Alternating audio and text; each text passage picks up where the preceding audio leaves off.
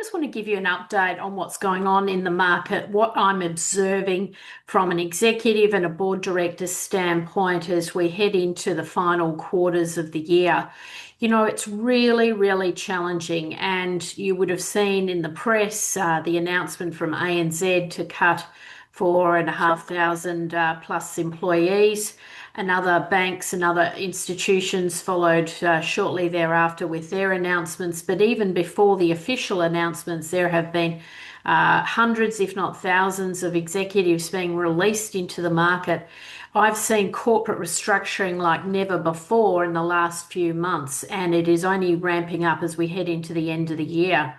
And what is really surprising to me is it is businesses that are in fact profitable, doing extremely well, and yet they're releasing hundreds and hundreds of people to the market. And they're not the juniors, they're often the mid to senior level executives also being caught up in the outplacement and the corporate restructuring. A very challenging time for a lot of executives, and none of us have a crystal ball. I was on a podcast the other day where some of the leading AI experts are predicting that we'll all be out of a job in a minute. And so that makes it really difficult from a career planning perspective where to go next. I still believe that there is a lot of merit in pursuing a career portfolio. So, not having all the eggs in the one basket, not being reliant on a single source of income, not working for a single employer, and having a number of areas in your life where you're commercializing your skills and experience. Whether that be you have a side hustle, whether you're tapping into the gig economy, whether you are building out a board portfolio, whether you're creating opportunities for yourself to commercialize your thought leadership, you have to be thinking 3 and 5 dimensional. You have to be really thinking about how you can create an ecosystem around yourself through your business networking, through your sales and business development endeavors, so that you can create these multiple sources of income.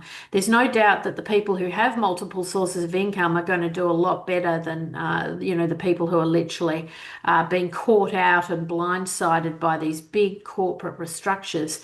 Because in my opinion, a lot of the people who are coming out in these waves of redundancies and the like are actually going to really struggle. The other piece of advice I would give you is that you really need to be prepared to eat some humble pie.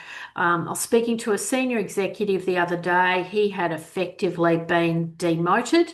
He was not being made redundant officially by the company, but he was being moved into a lesser role with much greater reduced responsibilities.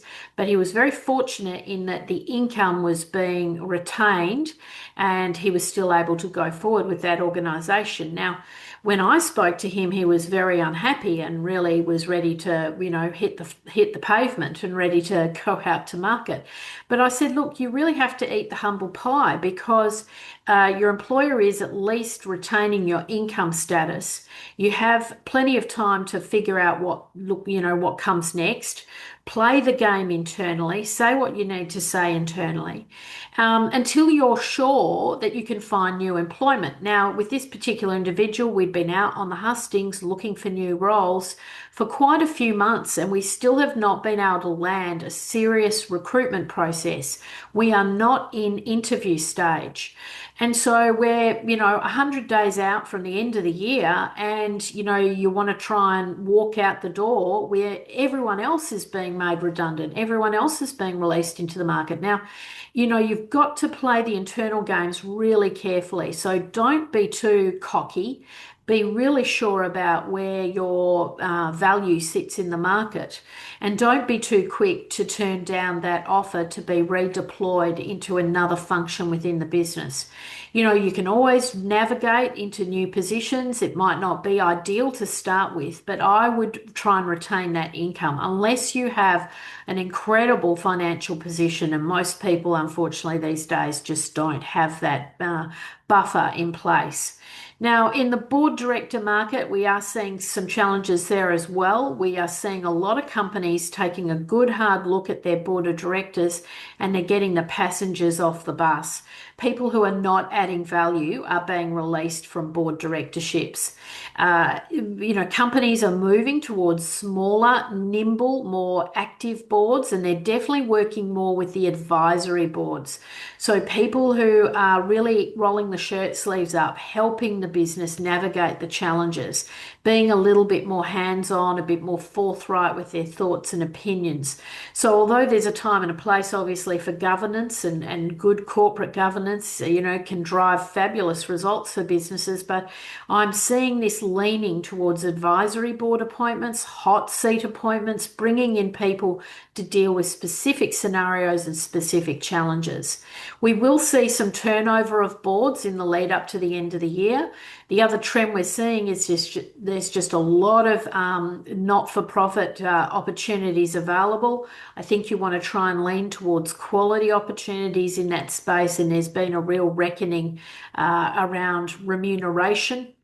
And we're seeing right across the board that conversation is being had about whether or not we should be remunerating our board directors going forward. So there are opportunities certainly to diversify, to pick up that extra source of income. But I think a lot of this comes back to mindset. We are in quite literally volatile times, the VUCA world. It's volatile, it's uncertain. There's a lot of international pressures. Our economy is in the doldrums. So all of those factors are all coming to pass. We're coming into the final stretch of the year. My strong advice would be to listen to Mark Bouris. He was saying, put the put the foot down, don't ease off. This is the time to really try and make hay. And you've got a solid amount of time. You've got 3 solid months before the Christmas holidays start to kick in. Australia already has plenty of holidays, so it's a good time to really think about what you want from 2026. Get your plans in place, get your hustle on if you are in the market.